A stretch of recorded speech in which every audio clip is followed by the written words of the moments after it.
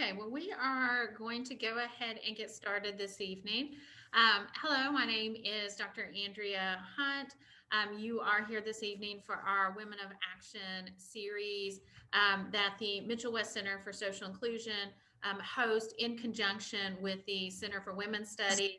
And the director, Lynn Reef, is on the call this evening, and our Office of Community Service, Outreach and Community Service, and Bethany Green, who's the director there, is on the call as well. So this is our final speaker as a part of the series for this semester, and we are honored to have Andrea Holt as our guest this evening. And so I'm going to give a bio and some context around Andrea's background, and then we'll hand it over to Alexis Trotter, who is a part of our Women's and Genders Student Association, who will help ask the questions and facilitate. So we are very excited to have a student who gets to ask these questions and really kind of facilitate this conversation. So Andrea Holt's love for nonprofit work began early and came to a startling halt when confronted with reality that a lack of a college education would limit her from serving others in a staff position. After 15 years of work as a paralegal in Alabama, Georgia, and Mississippi, while earning her bachelor's degree in psychology from UNA, we have an alumna on the call, she was able to return to the work that inspires her daily. With a minor in sociology and a certificate in criminology, Andrea draws upon her life, work, and education to positively impact others in a variety of different contexts. So most of us may associate Andrea with CASA, and she served as the executive director there and led a team of advocates who served the needs of abused and neglected children as court-appointed special advocates. In that role, Andrea worked for children locally and across the state and expanded the programs, services, and opportunities into new fields of focus. She lends her experiences to the framework of strengthening CASA program models for child advocacy across Alabama and the United States by working with state and national affiliates. Her familiarity with an understanding of leadership principles, nonprofits, civic service, and volunteer populations contributed to her ability to identify the unique needs of people who volunteer. And in CASA, that's all volunteers, and to establish higher rates of retention in benevolent groups and to increase the overall satisfaction of service to and success of those individuals being served. In her work with CASA, she frequently addressed audiences of all sizes at conferences and workshops on a variety of topics that impact child safety and volunteerism. She's developed presentations on issues such as human trafficking, secondary trauma exposure for service providers, and healthy volunteering, along with many other important matters. She is a certified trainer with the Darkness to Light Stewards of Children Project and is accredited as a forensic interviewer for children. Recently, Andrea has transitioned out of that role of CASA, and several of us that are on the call are volunteers, and we're so fortunate to work with her alongside many others in the community to impact so many families and children in such profound ways. And now she has transitioned into FEMA and gets to impact communities in a different way. So we are so excited to see her transition into that different role and lead work and efforts in a different capacity. In her spare time, if there is any, with all of the work that she does, she's involved in lots of efforts to educate the community through immersive programs and experiences surrounding child abuse, poverty, inclusion and diversity, working to battle childhood cancer. She volunteers as a member of her local exchange club. She has organized conferences, events, and activities for continuing education. She enjoys reading and thrifting, but most of all enjoys spending time with her two daughters and her grandson. So we are so excited to have you on tonight to share about your journey. And Alexis, I'm going to hand it over to you to facilitate tonight's discussion. Hi, everyone. My name is Alexis, and I'm here to answer a series of questions. And the first question is, can you tell us a little about your background and how you got involved with CASA, the Court-Appointed Special Advocates and Advocating for Children?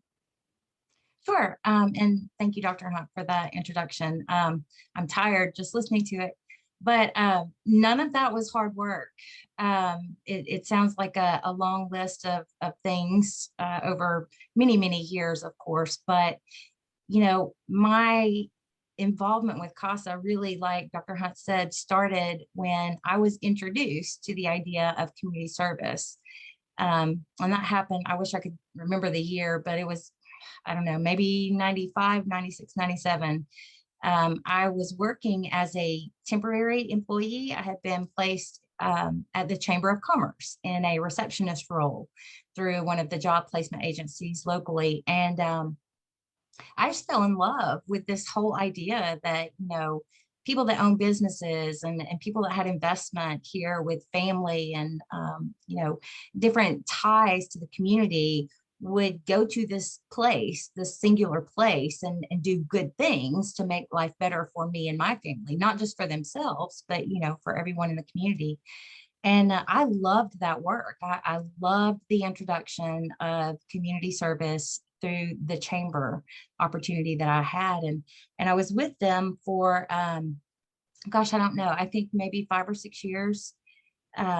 And there were a couple of other positions within the office that became available. And I went to the director, and I'll tell you who it was, because he and I have had this conversation on several occasions. It was Steve Holt, who was the mayor of Florence. He was the director at the time. And I went to his big office. He had this really nice desk because he was the executive director. And I said, hey, I'd really like for you to consider me for one of these open positions, because I love this work. I'm never going to leave the chamber. This is where I'm supposed to be. And he was silent for a split second. And I'll never forget the words that came out of his mouth were, Andrea, I can appreciate what you said, but I will never be able to hire you for those jobs. And I picked my heart up out of the floor and put it back in and said, what are you talking about? I've committed myself to you in this work and making the chamber. And I love this. And I'm going to be your ambassador for everybody getting involved with the chamber. And he said to me, I can't, you don't have a college degree. So I went home and I cried because I thought, it's not, my passion's not enough. My hard work is not enough. There's nobody better. You cannot pick anybody better than me. But what I found out later on is, that there are policies in place. And I respect, what he said and the way he said it to me looking back on it. But that was a lightning bolt in my life, that if I were to ever consider the opportunity to serve people in a capacity that I, would be able to find meaningful and get my hands on and put my heart and soul into, that college degree might be really important. So after I cried and after I got mad, I marched up to UNA and I said, hey, I need a piece of paper. I gotta get a job that I love. And, I don't know what kind of degree I want. I was a single mom at the time. So I was just looking to, get a degree, just give me something that'll put me to work. So I chose psychology. And then when I started going to school as a single mother, I decided I needed to make money because I had to pay for it. You can't really make a lot of money in nonprofit. So I stopped working at the chamber and started working for attorneys. And that's where my paralegal background really comes into play, because while I was attending school, I was very fortunate. I worked for a lot of local attorneys and would be able to run up to the university really quick from downtown Florence. And don't tell them, but I would stick my car in teachers' parking lots and run back to work, real quick after my lunch hour and, finish my day at work and then go home and be a mom. But UNA gave me such an incredible opportunity as a non-traditional student. There were plenty of awkward times when I was sitting in, Math 99 with a bunch of people younger than me.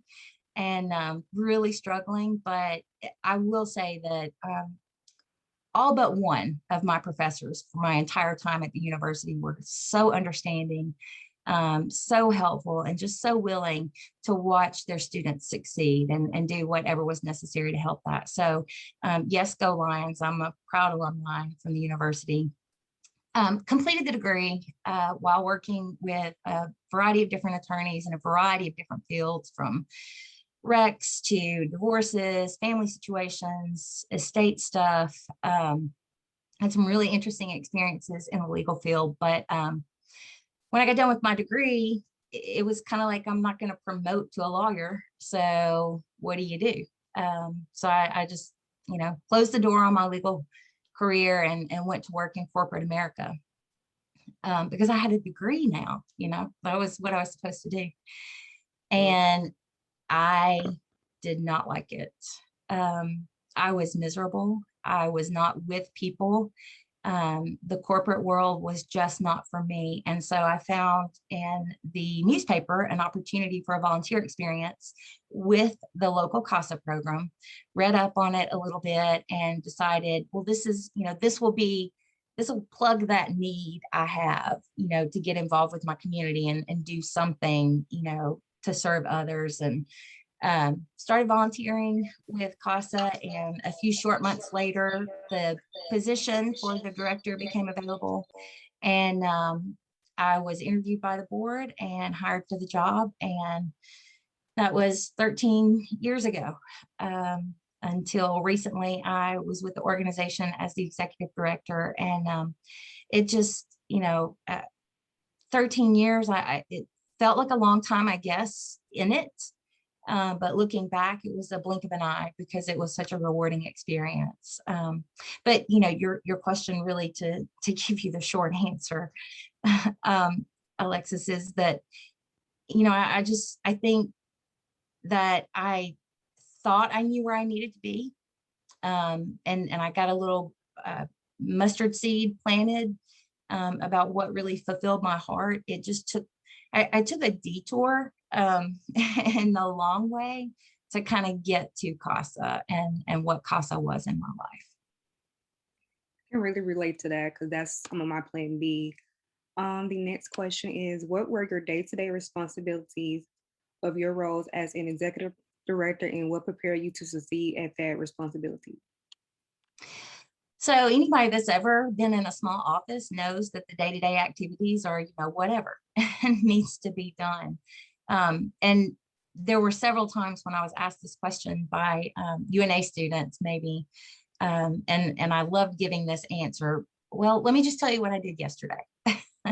and the day-to-day operations were just never the same. And I think for me, that was very thrilling and very challenging in the nonprofit world. I may have a plan and I have an idea that these are the things today that really need to get done, either because it's on a deadline or, because someone else is waiting on it to finish the rest of a project. But the flexibility that I had to have in that role was great, because I may get up that morning and be dressed for court. And by the end of the day, I'm, tearing out a wall so that we can, enlarge the training room, or hanging up a TV, or, perhaps I'm out in the community at the UNA Volunteer Fair, meeting people and trying to find individuals who might be interested in doing that work. But as an executive director, it's a really great title, and it looks really nice on business cards. But I would think that there are many executive directors that would agree that it's whatever the program demands. It's whatever the needs of the organization is what you're going to be doing that day, whether it's serving breakfast for some group, or calling somebody and asking them for money to support your mission.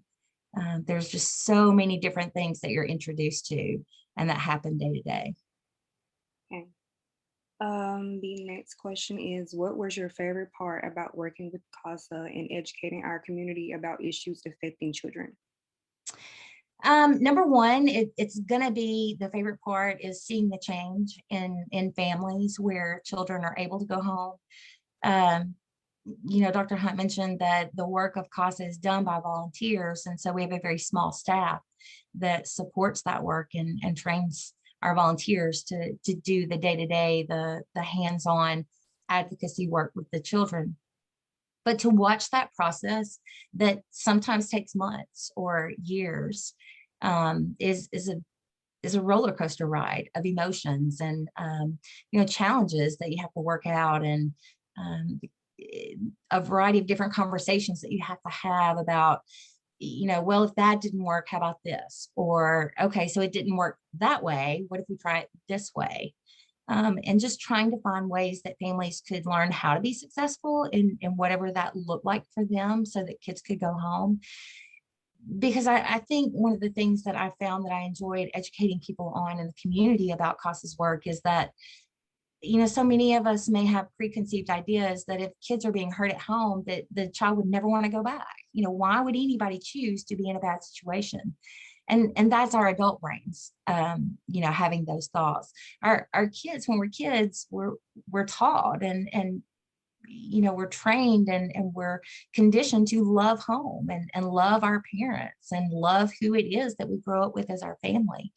And so that's our normal, whatever it is, good, bad, that is our normal. And so when our kids were hurt, but showed all these behaviors and displayed these behaviors about how badly they wanted to be with these people, these parents, these guardians, these family members who maybe needed some help in defining what safety was, or seeing what safety was for their families. The kids told the story, however bad it was, they wanted to go home. So being a part of that process and watching these kids go home to a healthy place was certainly enjoyable and a favorite part of my job, and very rewarding. But because I mostly work with volunteers and helping our volunteers do that, I can't put into words, and I hope those of you that have been involved with CASA that are on this call have felt this from me. But our CASA volunteers could have chosen anything in the world to do with their time. They could have planted gardens or went backpacking, with their families, or they could have spent more time, learning how to do their job better, for their own development in their career. But they chose to do this hard emotional work for CASA. And to me, that was a favorite thing, just to be with people who cared that much, who would sacrifice so much of their own lives, of their own selves, to do that work. It meant the world to me. And it's such hard work. It's volunteer work is sacrificing. CASA volunteer work is insane. It's almost insane looking back on it that people would volunteer to get involved in the situations that CASA is involved in. But meeting our volunteers, learning who they were, learning their experiences, learning what they had to contribute to the work that we were doing, and watching them be happy with outcomes in the families' lives that they got to touch was certainly an enjoyable and favorite part of the work that I did. And I will never forget that part of it. The next question is, you recently took a position with FEMA. Can you share a little about this position, about the transition from CASA to FEMA? Yeah, so I've been in my new position for what is today? Wow, like 40 days. So it's kind of hard to answer that completely at this point because I'm still learning my job. The transition that I can see as of right now is that I am switching. It's like been a progression in my community service career. I feel like I can look back on my legal service as service to individuals, helping individuals get through some situations that they were struggling with or challenges that they had.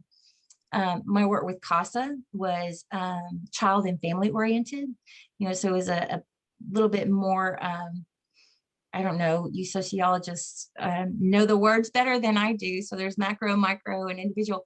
I've progressed through that. Dr. Williams, please forgive me for not knowing my language right now, but I've made those transitions from the individual level to a larger group level in family settings. And I feel like now, as Dr. Hunt said, I have an opportunity to impact communities, so society in some way. Hopefully will be where I end up being able to contribute to the world and contribute to helping at this position with FEMA. It's going to be exciting. There's a lot of training that they are requiring. And so I'm excited to learn what it is I'm actually going to be doing out there in the field. I have a really long title. If anybody's familiar with government titles, so I'm associated with the Department of Homeland Security and FEMA, and then the Public Assistance Division, and then the Atlantic Unit, and then I'm an EMS on this, and so my title is an emergency management specialist. I don't really know exactly what I'm doing, but I cannot wait to do it. I just so want to be out there helping people. And, many of you guys certainly have been involved with and been impacted by weather disasters that have impacted our communities in Alabama, here locally, and probably across the United States. But, to be able to go in for me and what I think will be my role to help governments and public entities who are critical to the community being able to recover on an individual level is going to be tremendous. To be able to step in and kind of be one of the first people on the scene to say, what do you guys need to make sure that people have access to phone lines and electricity and emergency management, healthcare, or school systems? What do you need to function to get help, to make everybody whole? And I cannot wait. I have my go bag ready. I don't know when I'm going to get to go. COVID has certainly had an impact on how FEMA is delivering its services in communities right now. A lot of work is being done virtually. So I may get to serve a community virtually before I actually get on a plane or get in a car and go somewhere, but I am ready. I'm ready. The next question is, what challenges, if any, did you face along the way as you pursued your career? I'm sorry. Man, how much time do we have left? Okay, I'll make it short. So challenge number one, because I mentioned it, single parenting. Man, I have two daughters, and I turned 40 and I forget how old they are. But I think they're 30, 27. I don't know. They remind me how old I am every now and then. But, they were young when I was in school and trying to work, and they sacrificed. We were still very involved in the community. They were involved in Girl Scouts and softball and student government things at school. And, we certainly did as much as we could together. But being a single parent and trying to work full time and go to school, somewhere between part-time and full-time, was a huge challenge. But yeah, again, my hat's off to the university because it was easy. It felt like the educators and the professors in all of my classes understood where I was coming from, and they felt my desire to achieve this educational goal so that things could be better and different for my family. So although it was a challenge, I have some family here in the community and was able to, ask for a babysitter on biology lab nights because I couldn't really take the girls to biology lab because that was weird.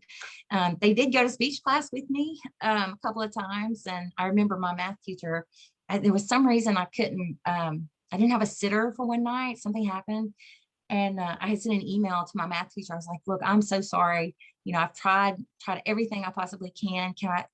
can I please bring them, and she was like, yeah, sure, they'll be fine. So we stopped and got Happy Meals, and they sat over there beside me, and they went to college, which was kind of cool. But that's the environment UNA presented to me, and that's why it was a lot easier for me to accomplish that as a single parent. And I had some great legal bosses that gave me, time to leave and run up there and go to a lunch class, or come in, 30 minutes late if I could get to a summer class in the mornings that started at 7. So I just had a lot of community support. Um, I do want to say that one of the challenges I saw in nonprofit work, because I think that that's very important to be honest about, especially anybody that works in nonprofit that might be listening, is, there are a lot of challenges with regards to staying in nonprofit, um, when there were so many challenges, like funding is always an issue for nonprofits, and trying to get people engaged, in your mission work, and just trying to bring everybody on board in whatever way you can to support your mission work so that you can do the job that it is your agency is tasked with doing. But there often are challenges, and there are challenges every day and in every different way. Perhaps we're dealing with all the challenges at one time when COVID comes along. We can't be with people, we can't serve people, we can't raise money, we can't, do all the things we need to do. But at times there were just challenges that we didn't have, the personnel that we needed. At times there were just challenges that systems, were not functioning the way that they should have, or maybe I thought they should have been functioning in order for things to run smoothly. There's a lot of outside influence on a nonprofit, and holistically, let's just call that challenge.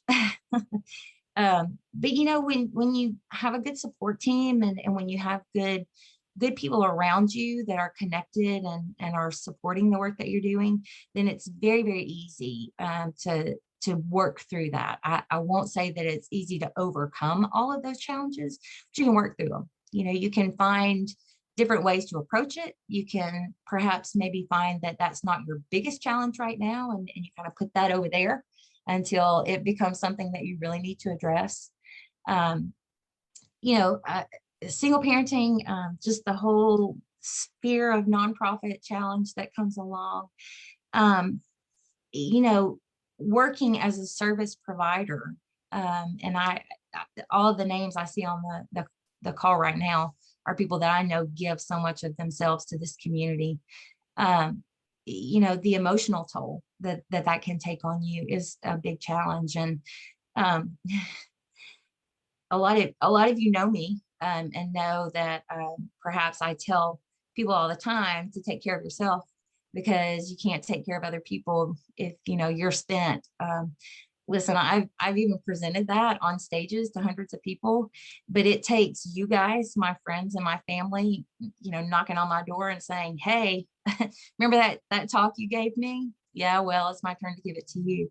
But I think that, as women who are motivated to help people and help others in whatever field that we're in, it's so easy to forget that, even when we've got it written and, pasted up there on a Post-it note, like, don't forget, take care of yourself. It just slips away from us. And at some point it knocks us down. And our bodies say, all right, I'm going to give you pneumonia because you're not listening, to what's going on. So you're going to have to, I'm going to put you down for a minute and let you get some rest and recover, when we don't do that for ourselves. But, it is super important. And that was a challenge for me, to recognize when I needed that. And so I was very fortunate that I had a bunch of people. I don't want to take too much time, but this is how obvious it was that I could not take care of myself. I had a coworker one time at CASA who gave me a Christmas gift, and it was wonderful. It was a little gift bag, and it had all kinds of different things in it. And I was like, oh, these are my favorite things. Thank you so much. I thought that was so thoughtful. So I bring it home, and my daughter was like, oh, what is that? And I was like, it's the coolest thing, you know, she got me all of these things that I love. And she's like, oh, okay, well, what is it? So I pull it out one by one. I'm like, look, it's a calm down coloring book. How cool. This is when they were new. I was like, it's so cool. I don't have one, you know, and colored markers to go. It's so cool. I can't. And I was like, and then the next thing is, oh, look, it's a lavender scented relaxed candle. You know, it's so wonderful. It smells so good. And the next thing I pull out is a bottle of wine. And my daughter looks at me and she was like, you don't get it, do you? And I was like, no, what? And she was like, she's telling you to chill out. And I was like, oh, now I get it. Okay. So even when it was in my face that I needed to chill out for a minute, it didn't hit me. So let my ignorance be a lesson for you guys when somebody hands you, you know, that candle that says stop and smell the lavender. Maybe it's time to do a self-assessment. The final question is, what advice would you give to young women looking to serve in a leadership position?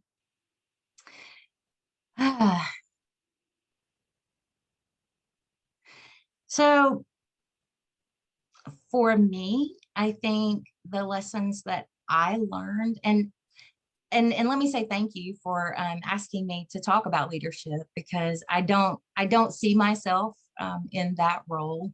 But I think leadership comes in a lot of different forms. You know, we know a lot about different leadership styles and how people approach that.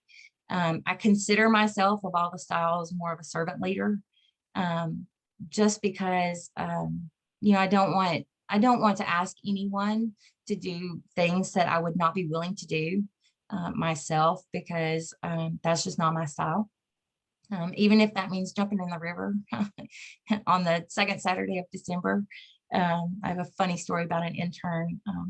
That's why I bring that up. But, you know, being willing to serve others, I think is such an asset when it comes to leadership, not only because it's just an identified style, but serving others, I think, gives you the experiences you need to grow. You know, if I serve the university in a volunteer capacity, I get to work with a bunch of you guys who are professionals and experts and so knowledgeable in different fields that I'm going to take something away from that. So, you know, my leadership style actually just trains me to be maybe a better uh, director of things, of activities. Again, that leadership word is something that just I struggle with. Uh, but for young women, or you know, even anyone on this call who, you know, is in the field that you're in, you know, I think sometimes we lose our confidence, and that's very easy to do. For myself, sometimes I've wondered when I have to sit back and think about things, if I lack confidence, and that's maybe why I've thrown myself into all these different buckets, you know, to try and do different things, because I am lacking confidence somewhere. And maybe I am, and maybe I am confident in it, and that's why I take on those activities. But you know, I think if we have confidence, then that will certainly lead us down the path to finding more people that we can put in our circles that will develop that confidence. You know, I've gotten to work with so many of you, and I can't tell you the number of times that I've gotten texts and emails and just in conversations with you guys, you know, the hey, you're doing a great job, you know, those things mean the world to me. And I hope we all have those people in our lives, and I hope maybe I am that to some of you guys, because you you got to have that, you know, you got to have, I think that there's a book or some leader that says you need 5 people in your pocket, you know, 5 people that you can call at all times. And for me, I think that's very true. I think you need at least 5 people in your pocket, in your corner, that you can trust. And I don't know that those people have to be people who are in the role that you aspire to. You know, I don't think if I want to be president of the United States that I need to have the president, in my speed dial. But I think if there's qualities about that individual that I need to learn, then that's who needs to be in my pocket. If I need somebody who can give me motivation, I need to find my motivational person, and I need to have that person on speed dial. If I need to find somebody to teach me something new in leadership, then I want that person. I want somebody who is my leadership go-to. If I need somebody to vent to that I can trust, that I can be goofy with and kind of, blow off steam, then I need that person. I want that person in my speed dial. So, I think for us, if we get our core group together of people that support us, and that group has changed, over time for me because of the different things that I've been involved with or the different activities that I wanted to pursue. Those 5 people have changed. It doesn't mean that it negates, the groups or the people before. It just builds on that and builds my network. I'm really bad at networking, but I think if I make friends, that's considered networking. So maybe I'm okay at it because I have some friends. But that group of people are just people that help me grow. So I would just encourage everybody to know who your people are. The trend for that group, I think, was tribe for a little while. I don't know if that's still trending, but that group that you trust, that you can go to, that's willing to be responsible for helping you grow, people that will encourage you. Definitely get those people together. The other thing I do want to mention is something that has stuck with me for years, because I think for us women, and probably for even men, there's this fear factor that we all have, that all just, kind of pops up every now and then. We know exactly where we want to go, exactly how we want to do it. But then this little bug back here says, yeah, but can you really do it? Aren't you a little bit afraid? And if we just let that fester, sometimes it takes over. But I heard a young man, he's actually a child abuse survivor. He spoke at a conference one time. He's now in law enforcement. But this is what he said, and it rang so true, and I've never forgotten it. He said, what if that fear is the one thing that is keeping you from opening the door to the absolutely most amazing, wonderful thing in your whole entire life? And when he said that, I thought, man, what if he's right? What if I'm so afraid to open that door because I don't know what's behind it? I miss out on something incredible. And so, I always try to think about that when I get a little bit scared of, or that I can, or I'm not smart enough, I'm not capable enough, I'm not brave enough, whenever that little fear bug pops in, I always go back to that comment that he made. And I think, you know what, it's right. And I heard recently that there was a statement made by Nelson Mandela, and it was that I never, let's see, what was it? I never lose. I either win or I learn. And so, the same concept is there. If you're scared to open that door and you don't open it, maybe you don't win, but you learn. And so I always get that mental image, when I'm faced with a decision and I'm scared, or fear pops up and I don't know which door to open or which path to take. I just think, what if, and then what can you learn? And that's kind of how FEMA worked. I was so comfortable in CASA's role, and things were so normal for me there. There wasn't a whole lot of fear associated with that job and that responsibility, because after a few years, 13, I kind of felt like I knew what was going on and how we could advance the program. So the fear of something different, was there. And I love what I did with CASA and everything that it taught me.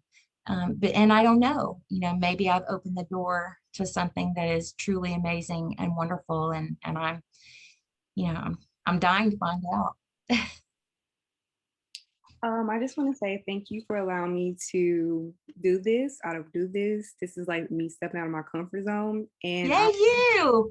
I will be turning everything back over to Dr. Hunt. Well, I want to just tell you, thank you so much. You are so inspiring to so many of us. And those of you that are on the call, if you don't know Andrea personally, I encourage you to meet her personally because everything that she said tonight comes out just in her presence. And you can feel that when you are around her. So I'm going to send it over to Bethany for some closing words. I really am just going to echo what everyone else has already said. And I hope that you've had the chance to read the chat box as well, because there's a lot of love being sent your way and appreciation for your honesty. And I really think it's fascinating knowing you and knowing how I look at you in comparison to how you see yourself, which I think is interesting because I would say that you're a great networker. And a great See, leader. I look at you guys and I'm like, wow, I want to network like you guys. But we appreciate your time and everything you've done and everything you're going to continue to do. And we're very excited to follow along. So, Yeah. not You the guys end. are all in my pocket. Yeah, not the end, just a different beginning. So we're excited for you and for what's to come for you. Thank you. Thank you. Mm. Bye.